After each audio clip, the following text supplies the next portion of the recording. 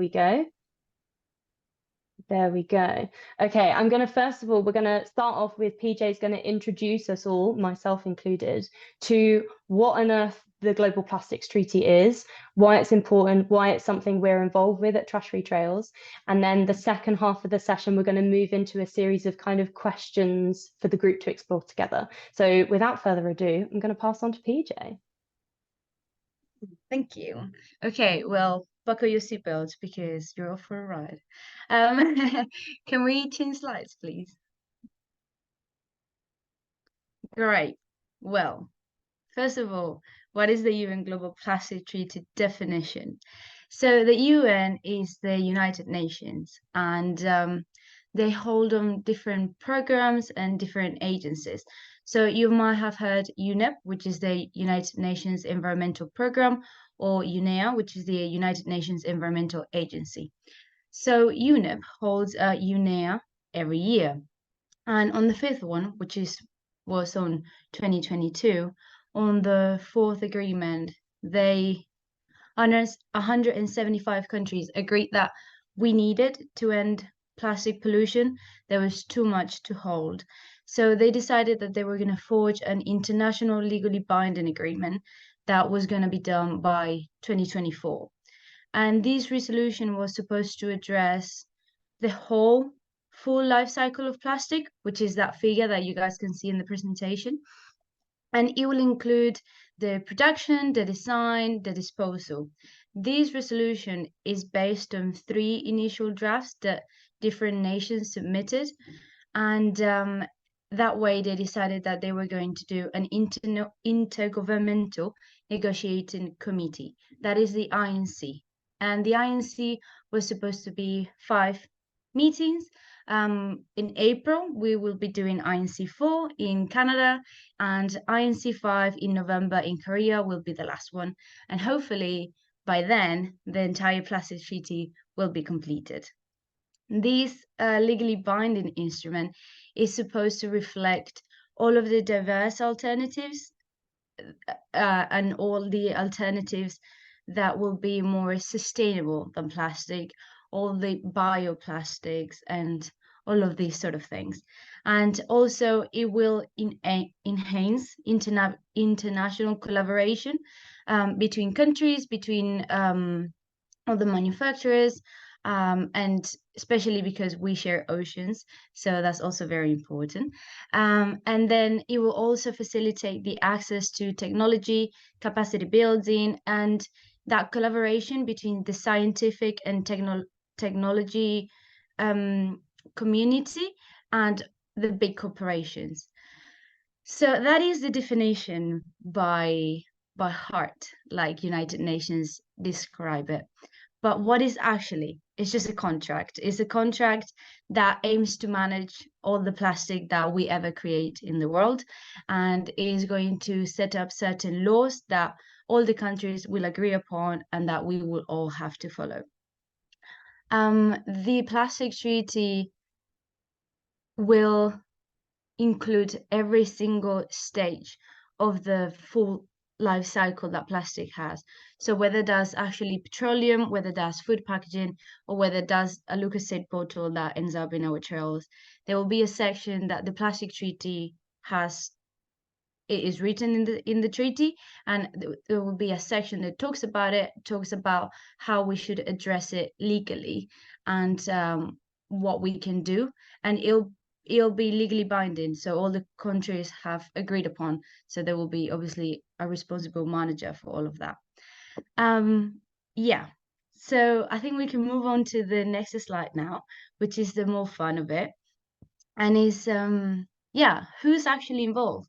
Why don't people know about it? And what is actually happening? How is it going? How is it actually going?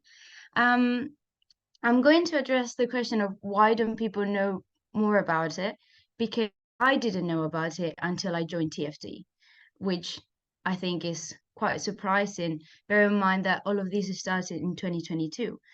And I think people don't know, this is my personal opinion, obviously, but I think people don't know about it because there's just no interest in it. If you're a person that don't watch the news like me or don't read the newspaper every day, you don't really know about it unless you work with plastic, you are an environmentalist or a conservationist. And I think people in the public are they're just not aware of all of these things going, because, well, nobody really talks about it. So that is what we're trying to do today. We're trying to talk about it. We're trying to make our community aware of what we believe and trying to be informed and equipped so we can make an actual right decision of what's going to happen.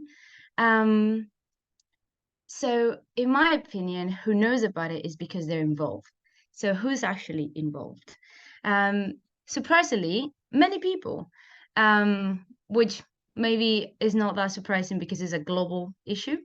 But when I attended INC3, obviously online, I have never attended a plenary, which is a word that I learned over there. And it's just like a very big discussion between countries. But something that really surprised me is that there was only 2 people per country. And I was like, how is only 2 people going to represent the entirety of a country? Well, it's because they don't. So these 2 people only talk about what's actually happened back doors. So conversations like this, working groups between different organizations, focus groups between scientists, all of that is where actually the work is done, is where all the papers the scientists publish, is where the State of Our Trails report can inform the UK, our councils. That is actually where things are happening. And then countries let these people apply or like draft a submission. So basically, you submit some text saying this is actually what's happening and this is what we want it to be done. And there's a group of people in that country that collect everyone's ideas and put it in a legal form. You know, say, oh, maybe we should say shall not do something rather than should not do something.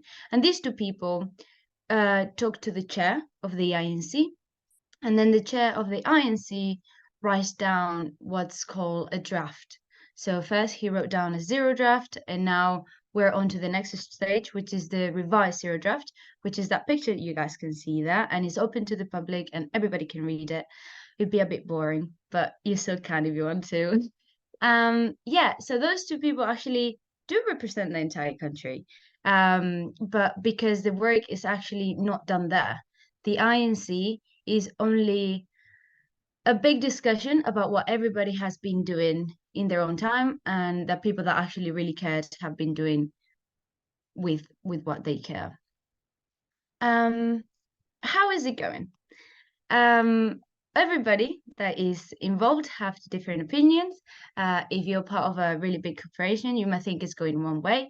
As a TFT community person and an environmentalist, I think it can go better, but it's actually not going really bad. The aim of the plastic treaty is to address the full life cycle of plastic, and that is actually what they're doing. That is, they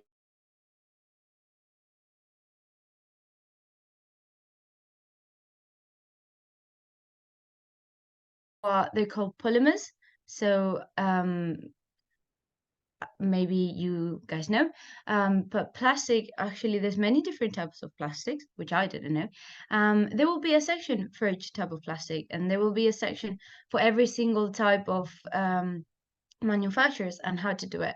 Obviously here in TFT we don't really get engagement with production or with transport and stuff like that, but we recognize that if these items end up in our recreational trails and the place we love, is because there is a fail in the disposal stage.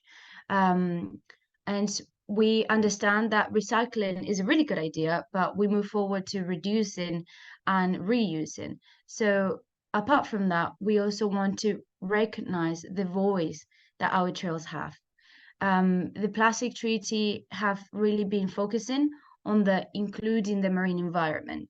And we agree the marine environment is very important, but we also want to give a voice to our trails, because without trails, without mountains, we wouldn't really have oceans.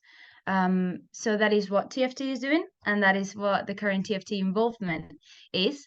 We are trying to fill in that knowledge gap using our citizen scientists and workshops like this one to understand what our community thinks and to fill in that knowledge, that knowledge gap of single-use products, of single-use pollution that is killing our terrestrial animals, that is affecting our connection to nature, and that is really affecting our trails overall.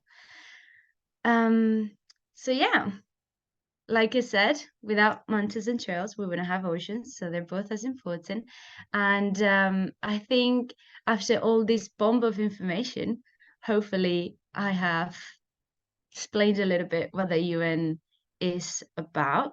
Obviously, if I haven't, drop questions because that's what we're here for.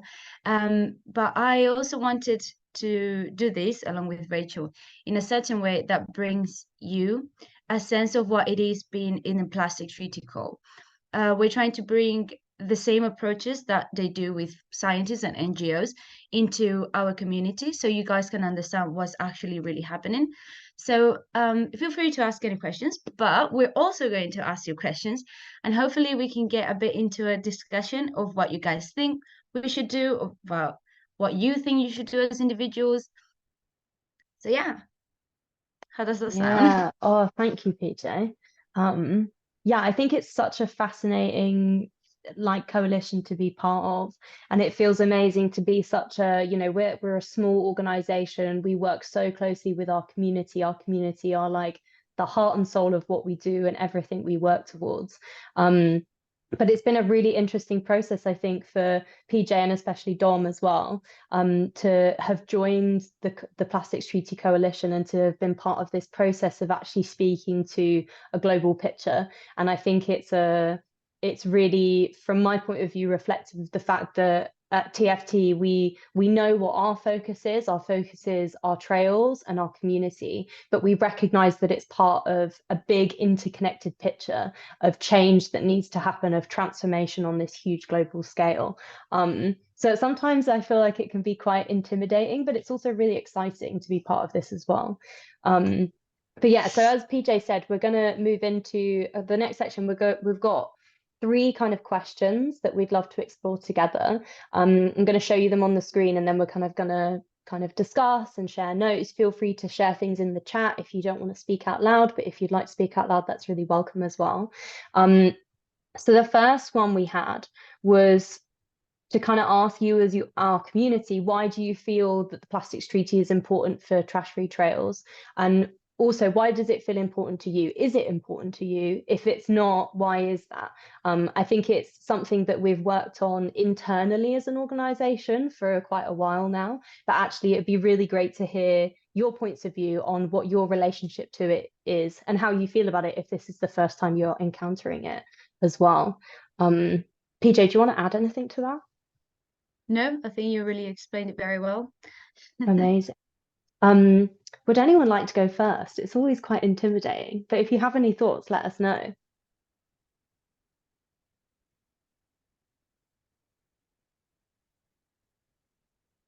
Someone's got to go first.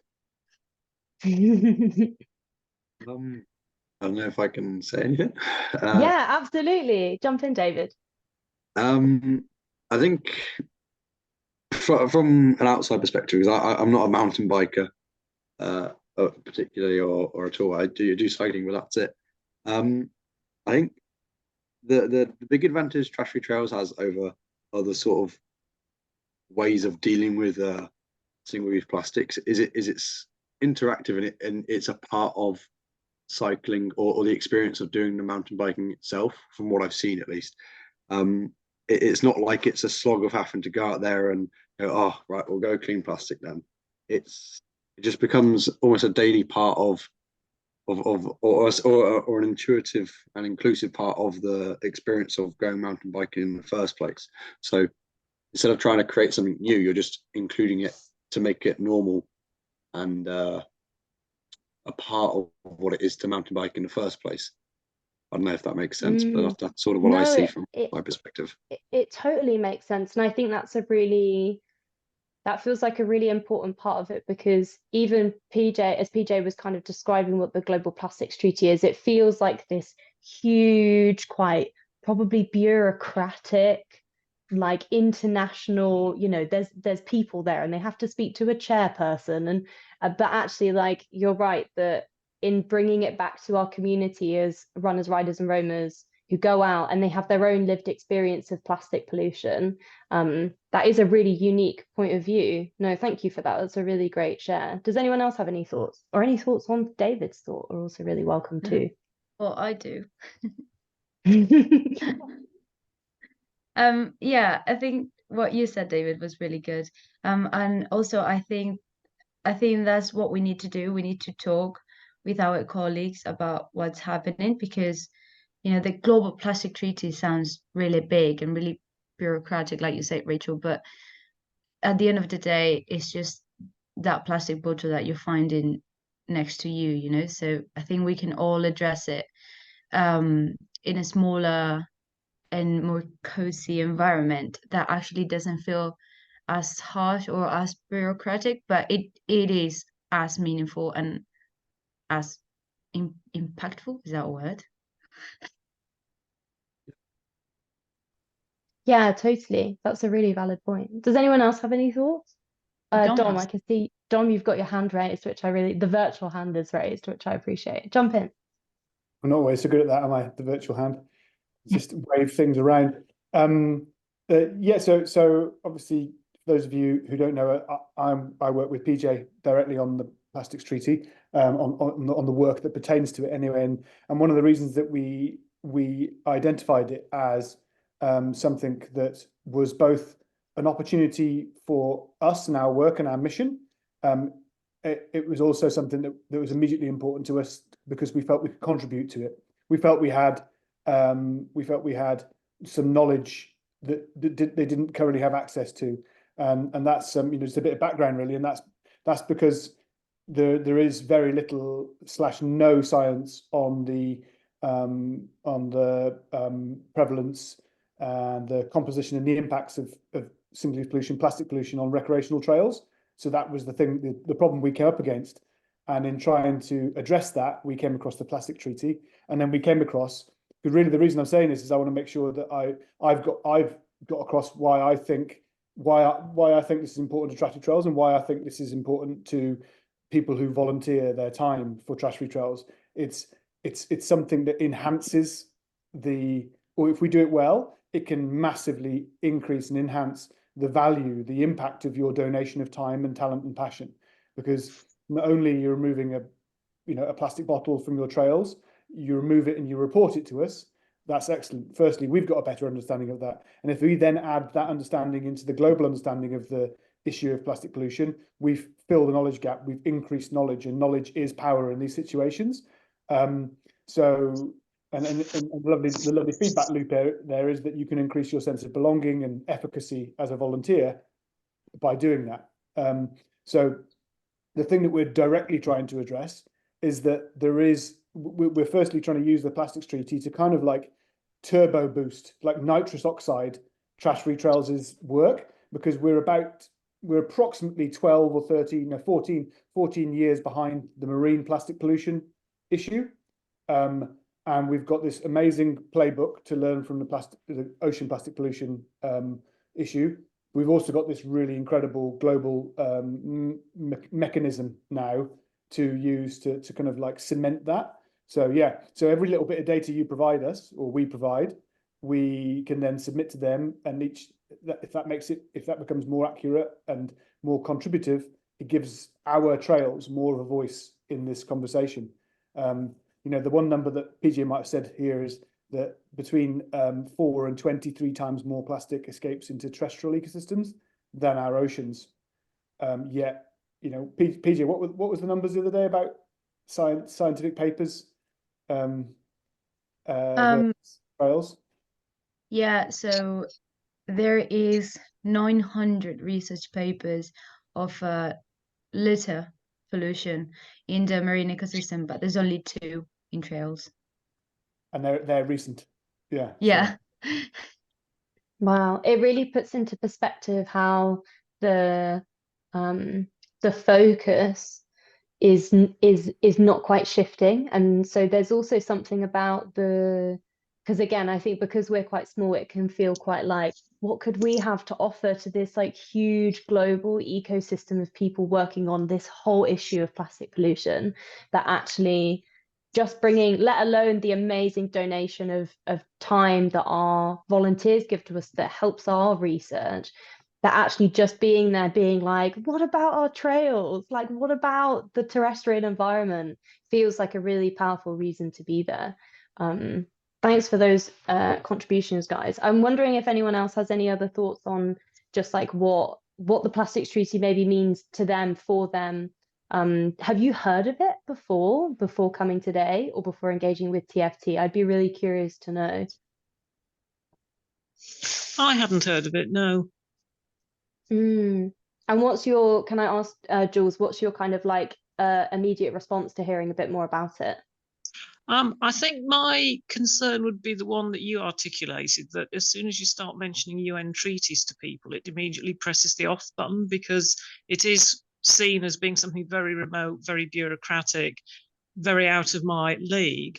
I think where the marine plastic pollution industry, in inverted commas, has done well is by making it very achievable. So you've got 2-minute beach clean, take 3 for the sea, that kind of thing. It's not, as I think it was Dave mentioned, it's not a big deal to go out. You're not going out and doing something. As you are out and about, you can spend 2 minutes at the end of your surf session or whatever just picking up bits of rubbish, and it's very achievable, very doable. I think the words UN Plastic Treaty do not speak of achievability to most people. Yeah. I couldn't agree more. And it's, I think it was a really interesting one preparing for this session with PJ. So obviously we're quite small in numbers, small but mighty in numbers together this evening. But actually we anticipated that, because our first session we had, I think around like 30, 40 people came to our last digital action session, right, which was around kind of terminology and language and storytelling. It's this much more day-to-day touchstone for people about how they talk, how they communicate about single-use pollution. Whereas, we were discussing yesterday about, is actually the use of UN Global Plastics Treaty in the title of the session actually almost a bit off-putting, because it does feel so distant. Thank you for that thought. That was like really, really insightful. I'm just going to read Ella's drop.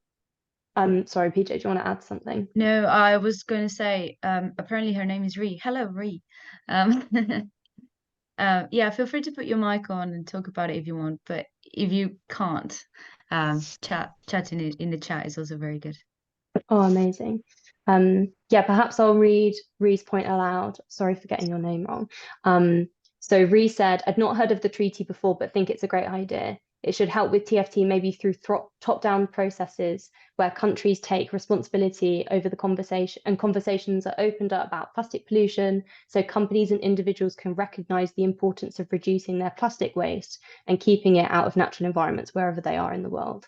I think that is such an important point, because it feels like something that perhaps we should be more familiar with, because plastic affects everyone at every level. In that diagram in the first slide that shows the life cycle of plastic is a really good example of how, plastic affects everyone. It's people are engaged in it with it all the time. But it's almost something, it's an oversight. It's something we don't really think about anymore. And how can we draw attention to this treaty as a way to engage people with their relationship to plastic, because we all have one. PJ, do you want to add anything to that? I'm just like riffing off all these amazing thoughts now. No, that's a really good thought. Something that came to my mind is that in the last conversation that we had within the entire global treaty coalition, it was this is what is called the deposit return scheme and the extended producer responsibility. Some people think that the trouble is not consumers, because consumers need to consume, and if everything is wrapped in plastic, then you have to buy things wrapped in plastic. But then producers say, oh well, it's actually not our fault, it's someone that drops it. And then you get caught into this conversation of, well, whose fault is it? And I think something really interesting about this plastic treaty is that nobody really is addressing that. Is it's an approach of, yeah, these things are what it is, and we need to find the middle ground between everybody's opinion, that bridge and cross it. So I think that is a really good comment, Ree. 100%. David, jump in. I think it's probably been touched on because I think it's all closely linked together. But coming from an engineering perspective, I know from my experience that it's becoming more important now to think of the life cycle of the project. But even in the design stage of a product itself, you have to now consider what materials you're choosing and why you're choosing them, and if they are actually appropriate when it comes to the end of the product's life. And I think sort of then tying to what PJ was just saying, what you just said yourself prior to that, it's about changing. I think it's about changing what people actually think they need. If you don't need to have your vegetables wrapped in plastic, there's nothing wrong with having it exposed, and you pick it up in paper bags or something like that.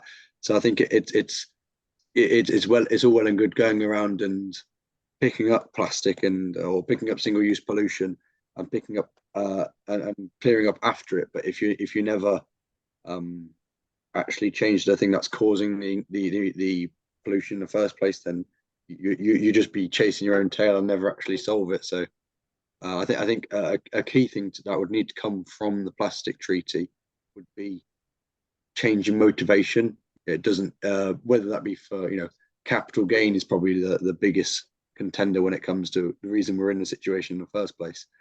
It is companies wanting is greed in the short term. But yeah, changing people's philosophies on why they need things, and I think that is changing slowly. You see people, even in the small things like actually recycling properly, but also choosing to drive, controversially, maybe electric cars or taking public transport to work and things like that. So I think it's also about a psychological side of it, where you change people's needs or requirements so that you don't end up creating the pollution in the first place, not just cleaning up after it, because you'd never be able to clean up more than what you produce. You'd be infinite return. You'd be diminishing returns when you get close to the end. But yeah, that's sort of. I'm always stoked when someone brings up, why do people produce plastic, and it's because of profit. I'm not upset about that at all. Thank you, David. That was like such a rich point, and I think it really shows and one of the things that we often say at Trash Free Trails is we don't want to be doing what we do now forever. We have this kind of idea of, we want to aim to be, oh my gosh, the word has literally escaped my brain. Dom, what's the word we use? Obsolete. Thank you. We're aiming to be obsolete as an organization. We want to not have to exist. It would be amazing if we, I think we'd all love to just go on holiday rather than do. I mean, we love the work we do, but to be perpetually picking up single-use pollution. And you're right that there is, we're placing our energy and sort of, looking at how can removing single-use pollution be a vehicle to enable people to connect with nature, because that feels like a really integral need. And, David, you raised that question of, do we need plastic? Do we need plastic packaging? And I think from our perspective, a relationship to place and having a strong connection with nature is probably a necessity for us to be well, to have strong and resilient communities for various reasons. I think you're totally right that there is like an inherent philosophical change that needs to happen as well, that perhaps the treaty can help facilitate, and maybe will facilitate through like huge, widespread international social change. Dom, do you want to jump in? I see your hands raised. Yeah, that's okay. And it's kind of, this thought started, I think was it Jules when you spoke about 2-minute beach clean? Yeah. Hey Jules. I'd be interested to speak to you. So I was involved with them at the start, and when I worked at Service Against Sewage, and obviously that's back in 2010. And so it's really tricky. Initially with Trash Free Trails, it was just me, and some of the characteristics of us are stuck, are kind of set back then, and a lot of them were set with a desire to do something different. to be very different, to be a bit bold and brave, and maybe a little bit abrasive with the status quo, because I didn't want to get stuck on the hamster wheel of annual litter picks again. This year will be my 14th year doing a spring cleanup in a row, and I don't think we'll find any less single-use pollution than we found in 2010. But we may still, join in doing the same celebrations and the same photos and the same implication that we're having a success. So that's kind of the first thing for me is, right, okay, we've got to be a bit bold, is that, yes, 2-minute beach clean is wonderful, and I know Martin and he's a friend, but really none of that data from 2-minute beach clean goes anywhere other than so it doesn't actually do any real work other than public awareness, which is wonderful, but it waxes and wanes and actually runs in cycles too. So you'll find it in 10-year cycles, the same issue gets picked up and started again. And again, I'm not in this for that. So actually, one of the things we're trying to do is be a bit bold. I'm, a strong philosophy about that. Yes, maybe Rach and PJ might be a bit sad that not 40 people have turned up tonight, right? But very early on in my career of this is I chose to it's not worry about the people who didn't come and just celebrate the people who did. So it's people like you, Jules, and David, who've turned up when you didn't quite know because you're interested. And I want to kind of make that appeal to you, is that actually, rather than try to get huge amounts of people as slacktivists, let's get a small amount of people to deliver quality over quantity. And let's try it that way. I'm not saying the other ways are wrong. It's just it's not been tried enough. So really that's why I'm so determined to go, right, no, we have to understand the UN Plastics Treaty. We have to understand what levers we can pull and how we can contribute, and we have to be focused. So we have to be careful not to have too many conversations about the rest of the plastics life cycle as an organization, because that is not in our sphere of influence.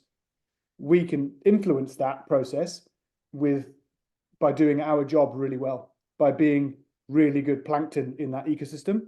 In other words, figuring out how we can reconnect people with nature and reduce single-use pollution on recreational trails. And if we figure that out and share that with them, those clever people up there can plug it in and perhaps do something,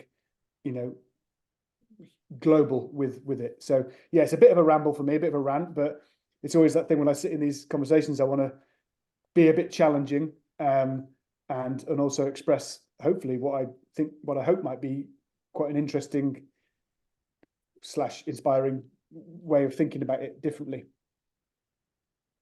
Thanks, Don. That was just said so much. PJ, do you want to jump in? Yeah, no, I 100% agree with what everybody said. I think quality over quantity, right? And I think that's something that TFT and also as individuals, we can really provide to this plastic treaty. The fact that, just keep going and do what we do because what we do is right and is good. So, yeah. Yeah, the final example of that is that I said the ocean plastic pollution science is really well advanced, and PJ is so bored of this, and Rach probably as well, because they bang on about this bit all the time. But the thing that might surprise everyone is that despite all of that incredible action on marine plastic pollution, one of the key things that the Plastics Treaty process has identified is there's a really, really problematic lack of standardization, harmonization, and centralization of the data. So in other words, there's all these people collecting data, but no one's doing it in the same way. No one's delivering it to a central hub in the same way. So it's like nowhere near as useful as it could be. And the great thing about us being young and us identifying the Plastics Treaty is that we can hear that and address it immediately. So we can try to standardize and harmonize and centralize. Which is another thing that's really exciting to us, is, kind of stand on the shoulders of those giants who started doing things in 1986 and kind of, help evolve that process. Yeah, 100%. It feels like a really important moment to showcase that also research doesn't have to happen in silos. I think that's a real propensity we have across everything really, to be really siloed, to be in our own little bubble, our own chamber, and be working hard within that, but not see that there's opportunity to learn from and exchange ideas and processes from other spaces. And that's definitely something that we take on board into our research, is we, because there's so little research being done into pollution on trail ecosystems, we are using the methodologies and the learnings from marine pollution research to really bolster what we're doing as well. I'm going to move us on because I'm conscious of time, but I just wanted to share that Jill shared a really lovely reflection in the chat and said that they like how the Plastics Treaty encapsulates and addressing all points of the lifespan of plastic, and also like the way it articulates a link between the local and the global. It locates individual small actions within wider impact.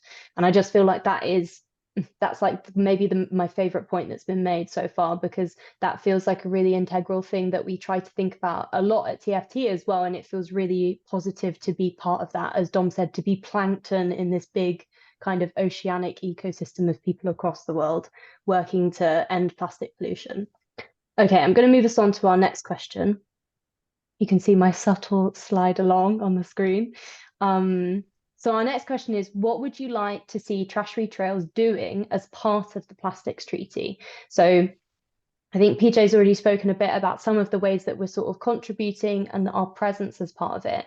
But is there anything that you, as people in our community or people who've only just heard of TFT and arrive as complete newbies to the community, you want us to be talking about, you want us to be presenting, you want us to be sharing? We'd love to hear your thoughts. Just to pick up on something that Dom said about the importance of collecting data rather than simply debris, and using that to get people to change their behaviours. I'm sure you're aware that a deposit return scheme has just been introduced in Ireland. Do you have any plans to negotiate with Irish groups to see if there is any evidence to see, is a deposit return scheme actually working? Is it reducing single-use pollution on the trails and other places? That's a really good question, Jules. The Ireland situation with the deposit return scheme is really good, but also as in any other countries, for example, like Germany. And I think England and any other places where the deposit return scheme was going to be implemented in the UK has been a bit delayed because of that fear of is it actually going to work? But it is proven that in the long term, it's much more effective, and not only for the environment but also for the own person, for the manufacturer, because not only you will get that little money that you've already paid for, the manufacturer will also not have to, for example, buy aluminium for their cans anymore, and well, the whole country will just be cleaner. But it's definitely something that country infrastructure needs to be thoughtful, and is definitely a very long process. Probably Dawn can tell you more about it, but the Plastic Treaty is really focusing on the implementation of deposit return scheme and extended producer responsibilities across all the countries. So that is something that we're really keen on and we're very passionate about. I just think Ireland would be a really useful place to look, because obviously Ireland is culturally not dissimilar to the UK, and there is a similar system of trail centres, wild places, open land, public access on private land, etc. So the kind of the parallels would be quite close. Plus, you've got companies like Tesco, which are present in both the UK and Ireland, who are already, who are investing in the Irish model, would hopefully be able to transfer that back when hopefully the UK comes on board. I think October 25 is what we're currently talking about. But yeah, I just think it's an opportunity to sort of peer over a very close fence. Definitely. Jules, I can't even wait for my permission on that one. It's just an absolute no-brainer, and actually maybe we will make sure we got your contact details afterwards, because we'll credit you with this. So we've got our upcoming Earth Day Spring Clean, and obviously one of the big parts of that is that people survey the trash that they find as part of them and submit them to our State of our Trails report. We're also going to do a deep dive into DRS suitable containers that people find. obviously then to help us with our work to to lobby the government to bring that in as soon as possible / sooner, because they've been kicking, sorry, very awful pun, but this proverbial can down the road for so long that we're not convinced that October 25 will even happen. So it'll help with that. But the other thing is that circle all the way back to us as individuals, and what does it mean for us in our trails, is that we could potentially have a really wonderful example. If we have a DRS, so in our State of Our Trails report, 22% of the items that people removed, so 22% of 207,000 items that people recorded were DRS suitable containers. So what's that? That's 40,000 items that we wouldn't have found. So if we can combine the Irish data, so we can get, maybe what we'll do next is Rich and Lee will be like, right, we need to find some people in Ireland who would be up for doing a spring clean, and we can compare their data with the UK data, and all of a sudden, like you say, we've got a really compelling story to tell there. So yeah, it's a great idea, and it's a lovely, simple idea too. It involves us making contact with people like us in Ireland and asking if they want to join in. So I think Lee raised your hand, and then I'm going to go to David. But Lee, jump in first if you'd like to. Yeah, it was really just to jump in on what Dom is saying and talk about how we can learn from Ireland. Interestingly, we have a community hub that is set up in Ireland, and we'll certainly be leaning on them to see what data they find during their spring clean this year, and how that compares to perhaps even one of our flagship events over here in the UK. That'll be so nice to see. Thanks so much, Lee. That's a real good moment to be like, Jules, wait, because it's the insights are coming, because it's such a good point that it's like, you're right, it's like just across the pond, they're already doing this thing that the UK government have delayed quite considerably now. We can actually really showcase the difference it makes within a culture that is like really similar to the rest of the UK. David, do you want to share your thoughts? Yeah, so my thoughts on it are a bit more fundamental. Often a thing that I think slows everything down and makes everything far more complicated is people's misunderstanding or people's the in alignment, I think maybe is the right word, of what people describe things as. So even it's down, I think a lot of it's down to the semantics of how people describe it and how people define it. But I think if TFT can make, because you act almost as a middleman between the really complex, almost political law side of things, where not the average person could understand it. I know I certainly couldn't, but then also the average Joe that wants to get involved but doesn't know how to do it. So you're that middle ground, and I think being able to have some way of almost having a bulletproof understanding of exactly what the plastic treaty is doing and how to get that across is, I think, would take a long time and would be very hard to do.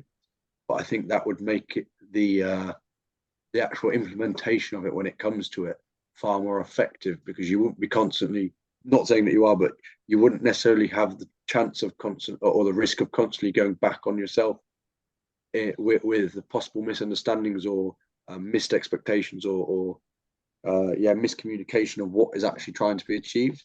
Like, yeah, that's sort of my point. I think it's communication and getting across exactly what you're trying to do is one of the hardest points, because everyone interprets things slightly differently. Even if you say it to them 1,000 times, they may have it slightly different in their head. So I think, yeah, communication and getting that point across is like so important. That I think it's that step before actually taking any action. If you're not even aligned on the action you want to take, when you go and do that action, you could end up diverging and being well away from what you're actually achieving. Then you have the argument, then you get into the opposite and the argument of, well, why have we not achieved what we wanted to achieve? Because you're never actually aiming the same direction when you first started it. So that's, I think that's a really good point. Having TFT really, really knuckled down on exactly what the plastic treaty, I know it's not finished yet, but the plastic treaty is aiming to do, then it makes it a lot easier to have that transition, and doesn't make it confusing either, because it can be overwhelming to read such a document.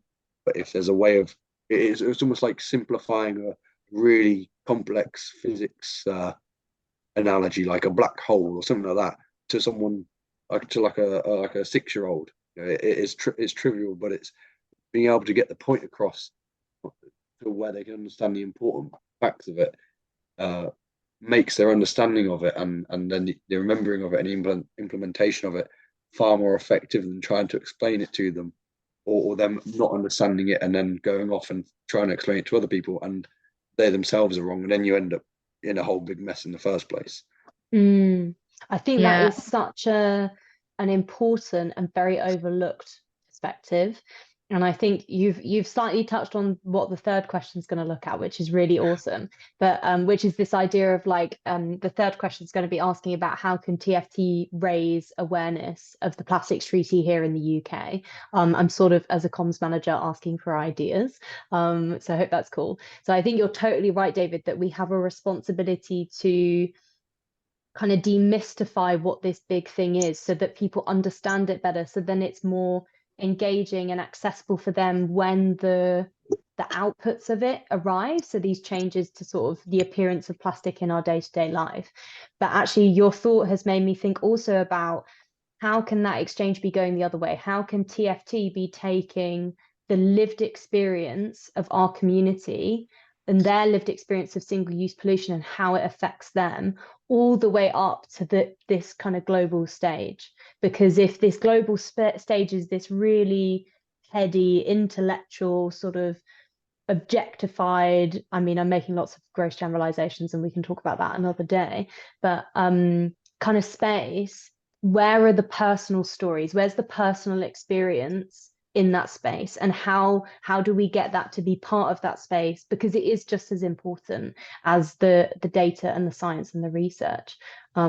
Yeah, thank you. That was a real hot take. I really enjoyed your thought. I have got a comment on the last bit though that you said. Yeah, go for I don't it. know. It's if you imagine like an equation where you have lots of different variables that make up what the plastic treaty is, and you were saying about like the emotional side of it, and in individual cases, I maybe it's just because of the way that my brain works, but I don't know if that would actually ever be possible to do, because you would have so many different views of it that you would end up having no view of it because they would all counter each other to some extent. So is there a point where you've got to, I don't know, just focus on it to be able to build a structure? You would have to focus on specifically data, but maybe it's data that's driven by emotion, or I don't know. I feel like there's a point where you have to remove emotion from it for the sake of making it simpler. Otherwise, it's inquantifiable, for a lack of a better phrase. I think that's a really good point. I think that the plastic treaty is somewhat trying to do that, but I think what addressing the question that what TFT can bring into that is exactly what you said, David, like that equation. Like along with the comment that Ree made in the chat, I think we can address the communication side by talking to kids, by talking to people, by engaging with our community. But we can also bring that to a wider level and higher bureaucratic, I really like that word, level, by the centralization and harmonization, like Dom mentioned, of our data, of how we can actually work together, many different NGOs, many different groups. How can we actually work together globally to try to address this problem? And especially just being, like Rachel said, being honest, being personal, bringing the stories that as individuals we have. And by the INC5 in Korea in November, we will have done that. Yeah, I'm a bit conscious of time as well. So I think thank you so much, everybody, for your comments and your lovely ideas. But Rachel, do you think we should move on into our last final question? Yes, 100%. 100%. Okay, so already slightly given away the game on the third question. This is actually me trying to get ideas so I don't have to work as hard. No, I'm just kidding. We want to know, from your point of view as members of our community, what do you think? Do you have any ideas about what Trash Free Trails can be doing to raise awareness of the Global Plastics Treaty, particularly here in the UK? I appreciate actually that my emphasis immediately went to it being in the UK, but equally this is a global treaty. If you have ideas about raising awareness in other countries, because we actually are international as a community now, that's really welcome as well. But I think there's a real lack of awareness about this as a piece of like international legislation that's being worked on here in the UK. And there is also a real what's the word? There's just a real lack of engagement with it, even on the kind of top level of UK politics at the moment. So do you have ideas about things that TFT can be doing? And I think immediately raised a really interesting idea in the chat about raising awareness in schools. So we have an education program called the Trash Mob Academy, which is mainly focused on helping young people improve well-being, mental health, self-esteem through connecting with nature and kind of like positive environmental behaviors. But it would be an amazing thing to do to bring in a program as part of the Trash Mob Academy that teaches young people about these pieces of kind of global legislature. That would be such an awesome thing to do. So thank you so much for that idea. I'm going to pop that on the board. But yeah, any ideas? I welcome them because they'll help me with my job. No, I'm kidding.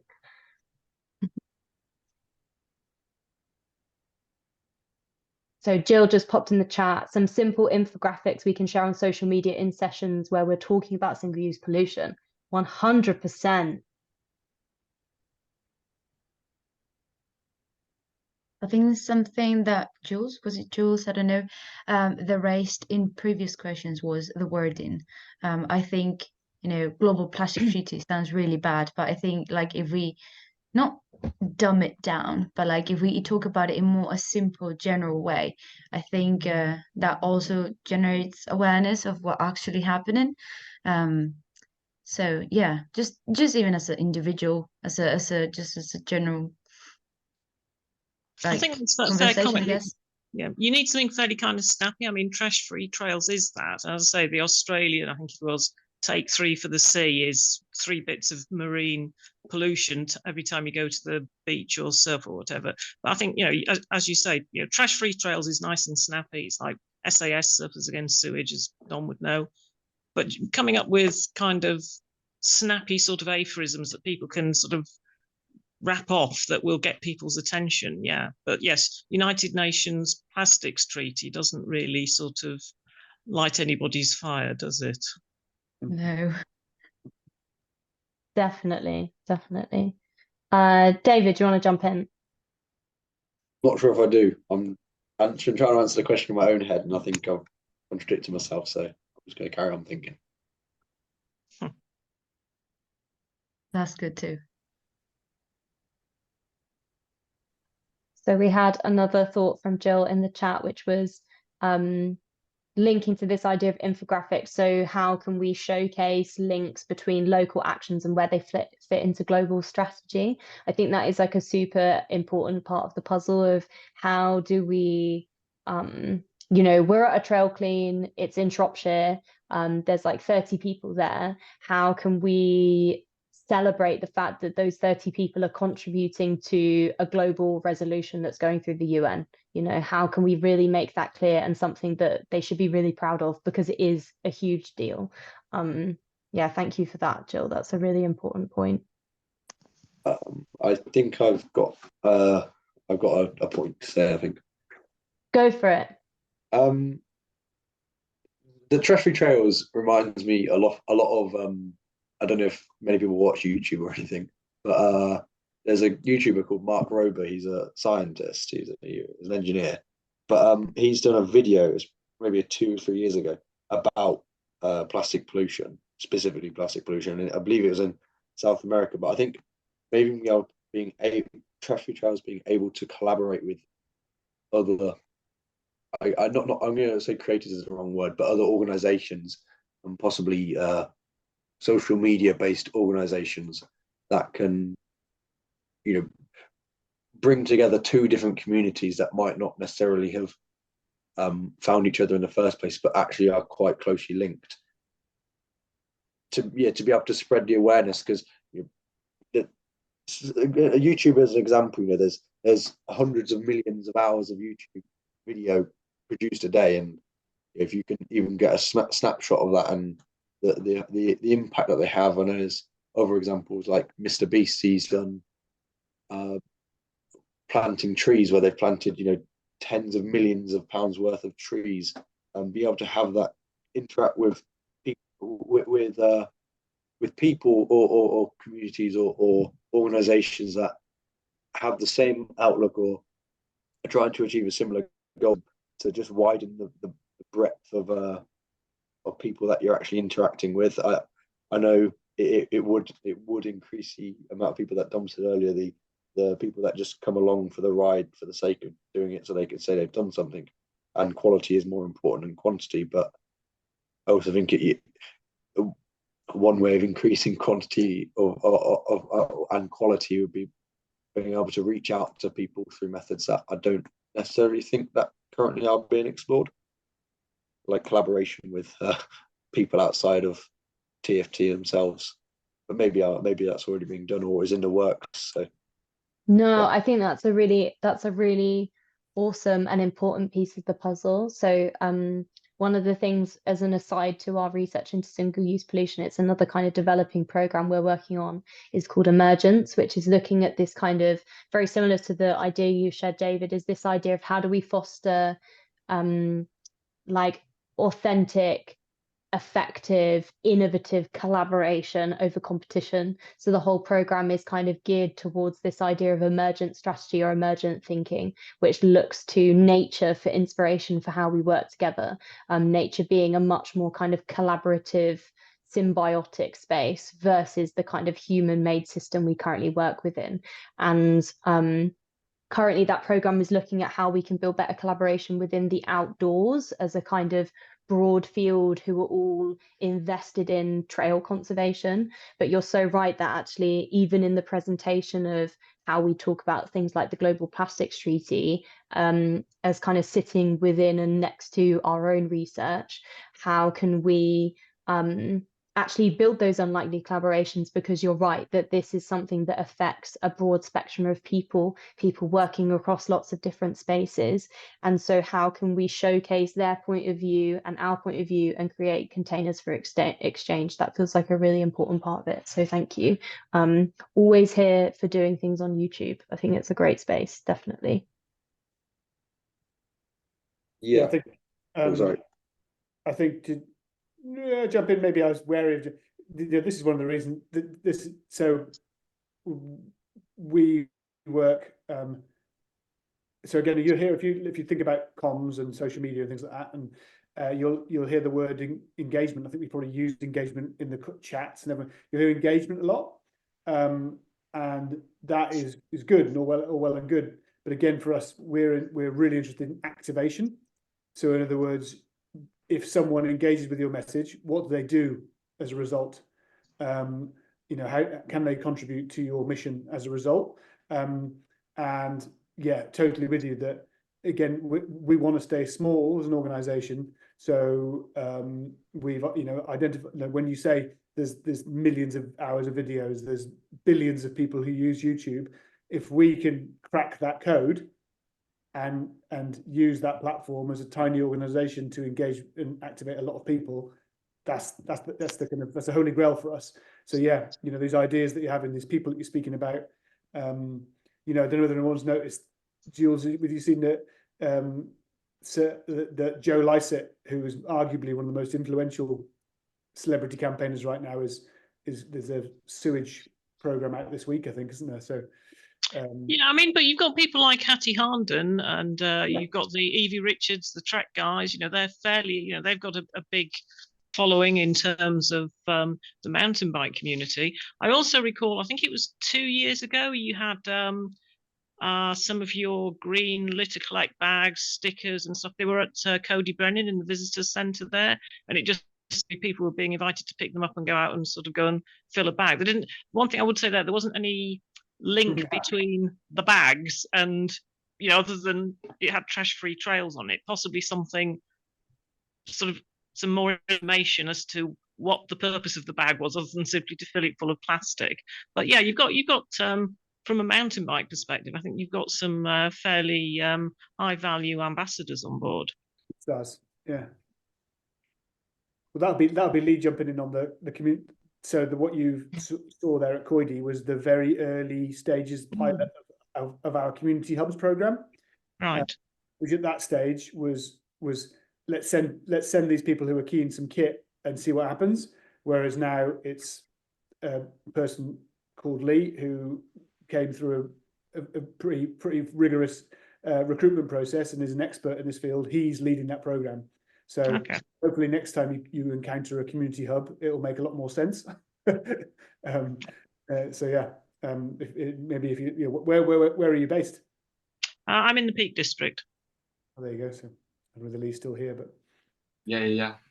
There's lots of community hubs actually over in the Peak District. One of the I don't know which side of the peaks you're in, but perhaps one of the best ones to engage with would be Kickback Coffee.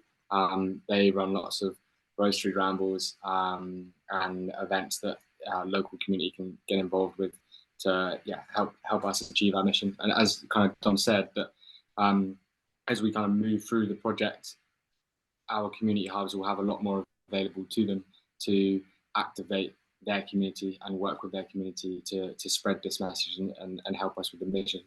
Last year was very much a pilot phase, and that's why perhaps there wasn't necessarily as much information available as there will be in the very near future. So yeah, keep your eyes out on that, and if you want to come back on anything, feel free to let us know. Yeah, I ride regularly with a group based in Hope called Cafe Adventure Women Riders, and we do fairly regular ad hoc trash picking rides. In fact, we were talking about doing the next one as soon as the clocks go forward.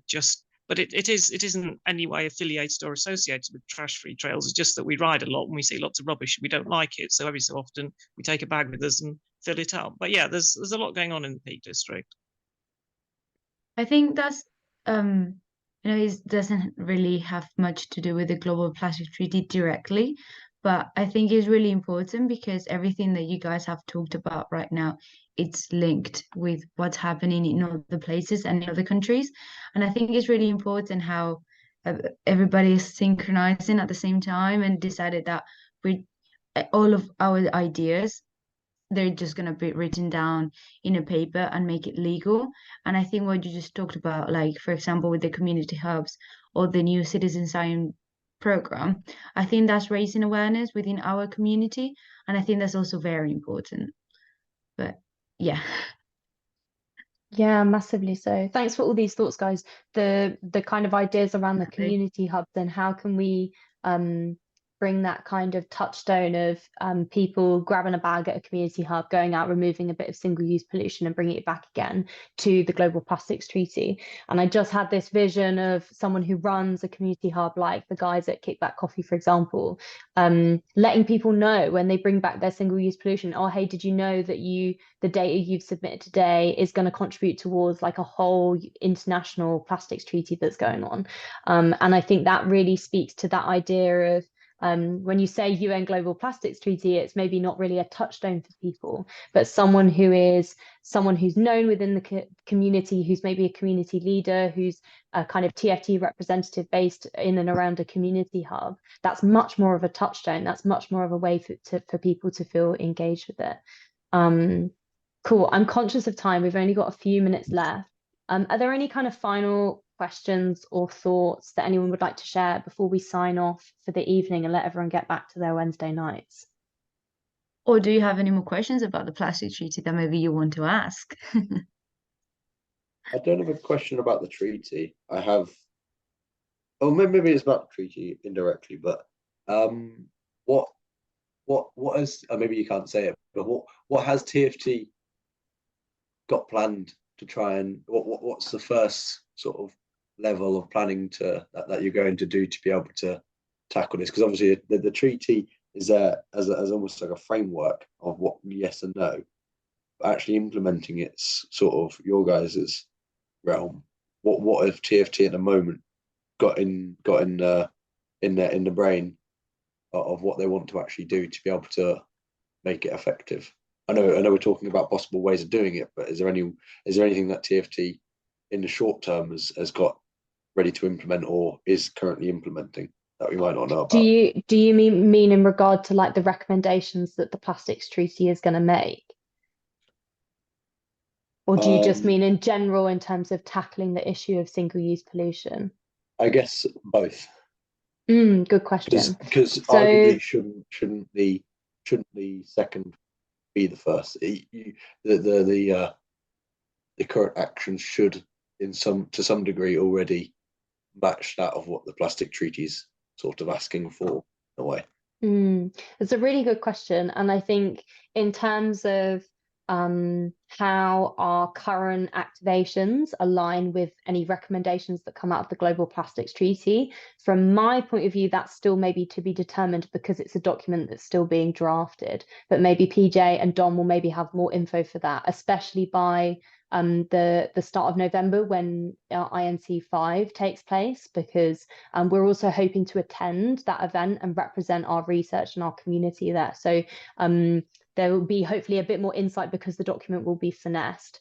However, in terms of the ways that we're currently working to kind of tackle the problem, so we take quite a comprehensive approach to reducing the amount of single-use pollution that is on recreational trail ecosystems. So that crosses everything from community activation, simply encouraging people to get out where they are, remove pollution and contribute to our data, to things like education, to going into schools, to attending to some of the root causes of why single-use pollution ends up in these beautiful spaces that we enjoy and recreate in.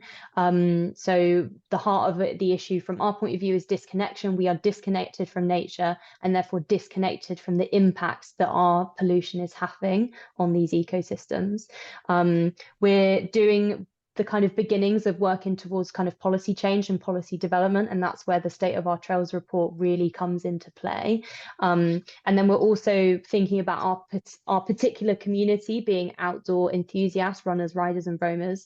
We also do a lot of work through our events program, TFT approved, which is about supporting race events to become more sustainable as well. So they're just like a few of the kind of ways that we're within our ecosystem as plankton, hoping and already making change. I think that's the other thing that for me personally, I've been so stoked to see in the kind of time I've been with TFT, is we've gone from not being like this is probably going to do something, we think this is the best way, all of our research tells us this is going to be the way to make a difference, to like knowing that we are making a difference. And that's definitely something that really came to light when we released the State of Our Trails report in November as well. Dom, do you want to jump in before I rabbit on?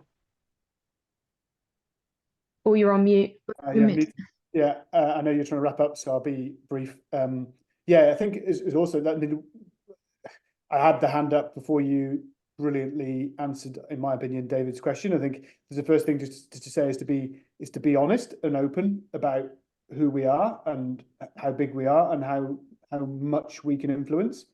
So that's the other thing, to just be careful not to expect or imply that we can create massive amounts of change. I think we can create really important and targeted change, and we're doing that. So, and like I said, through the programs that Rach outlined, through the fact that we've got a number of trails starting to pop up now that people are regularly reporting have significantly less single-use pollution on than when they started being involved with Trash Free Trails, which is the aim of the game for us. The same guy has received messages from young teenagers who were dropping litter everywhere, apologizing for it, via direct social media to our ambassadors. This is change, like real change that we're making. So it's so important to me. And the other one to say is like a little bomb I'm going to throw in at the end, is that the reconnection to nature for us is equally important, and it is a intersecting cycle, with the plastics life cycle. The value that people place on things versus other things. So essentially, one of the things we'll probably start talking about soon is there should be a similar treaty for Nature Connection, a similar size and scale of thing going on for that. You know, rather than trying to squeeze that into the plastics treaty, let's just get that working and rolling in and of itself. Because the bottom line is that if you can, you know, our environment, our wild places are more beautiful, more powerful, a stronger brand than all the things that we're told to consume. And that, you know, that's one of the angles that I'd like us to come at this issue from. Thanks, Dom. Very well said. Yeah. Okay, we're 3 minutes over, so I'm going to wrap up there. Wow, thank you so much all for being here and staying with us. Like, that was an incredibly insightful and inspiring conversation. It really goes to show that these kind of legislators that feel like so huge and so heavy can be really tangible, and actually we can unpack them together, and that's the best way to approach it, is with and in community. So thank you so much for being here. I'm going to drop some links in the chat, first of all, to some further research, further insights from the Plastics Treaty that PJ pulled together. I wanted to also share that the next digital action session, there are 3 more going over the 3 other areas for change that we outlined in the State of Our Trails report, are coming up. The next one is on March 13th. You've got a little bit of a break, and then there's another Wednesday night where we'll be chatting all about nature connection. So Dom, you left us on a great point there. Like, why is connection first for us? Why is that so important? That's going to be a really exciting session, so hope to see you there. I also wanted to share that if you are interested in getting more involved in our research, we currently have applications open for our citizen science training program. This is a training program for outdoor community groups across the UK. You'd receive online and in-person training. It's powered by the North Face. PJ and Dom come and visit you. And then you embark on a 2-year research program that is powered by communities across the UK. It's going to be like a really exciting piece of work. These events are free, which is so amazing. We wouldn't be here without our partners. Thank you so much to our partners for supporting our work. If you are so inclined and have capacity, we are a not-for-profit and we do take donations. I'm going to drop the link in the chat if you would like to donate to help us continue our work and our projects. And there's a few links also to where to find us in other places, on social media, all of those things. Thank you so much for being here. Thank you, PJ, for being here, thank you, with Rachel, me, and for all the insights. Have a lovely rest of your Wednesday, and we'll see you all very soon. Thanks, everyone. Take care. Thank you very much. Bye-bye. Bye.